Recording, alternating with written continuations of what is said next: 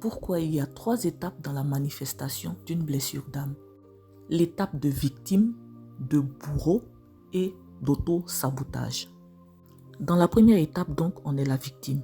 On se plaint, on critique, on pleure et les autres nous font subir l'injustice, le rejet, l'abandon, l'humiliation. On a raison, on nous fait subir et on ne comprend pas pourquoi. Mais chose bizarre, c'est souvent paradoxal, souvent même c'est ridicule. On se retrouve donc paradoxalement à faire tout ce que on reprochait aux autres qui nous faisaient mal. Maintenant, c'est nous qui le faisons subir d'une manière ou d'une autre à une autre personne. Souvent, ce n'est pas la même personne. Mais très souvent, sans qu'on ne s'en rende compte, on le fait subir à une autre personne.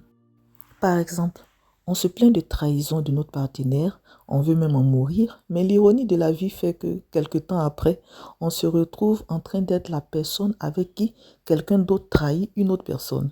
C'est ridicule. On se plaint d'être rejeté, mais paradoxalement, à un moment donné, on se retrouve dans une situation où c'est nous qui rejetons maintenant les autres. Et c'est valable pour toutes les autres blessures, que ce soit l'humiliation et l'abandon. Donc, qu'est-ce qui se passe? Dans la première situation, on a pleuré, on a crié injustice, on a crié vengeance. Maintenant, la vie vous met dans l'autre position pour que vous compreniez mieux pourquoi l'autre a agi ainsi et puis pour voir si ce que vous vouliez qu'on lui donne comme sanction est valable pour vous, si c'est bon de subir cela. C'est comme si la vie vous disait, tu as souffert d'une chose, mais maintenant, toi, tu vas le faire aux autres et puis tu vas voir si on peut appliquer la sanction que tu voulais qu'on applique précédemment.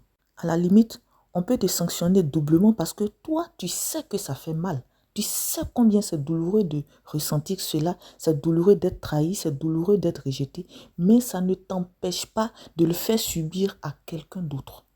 Donc maintenant, en ayant goûté aux deux versions de la même médaille, aux deux faces de la même médaille, maintenant tu es plus à même de comprendre la situation et de choisir.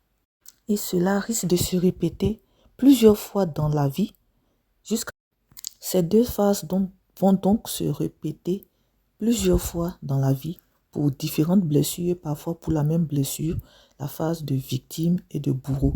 Tantôt on subit la blessure, tantôt on la fait subir aux autres. Ça va se répéter plusieurs fois et quand vraiment, après plusieurs fois, on n'a pas compris, on entre maintenant dans la troisième phase qui est la phase d'auto-sabotage.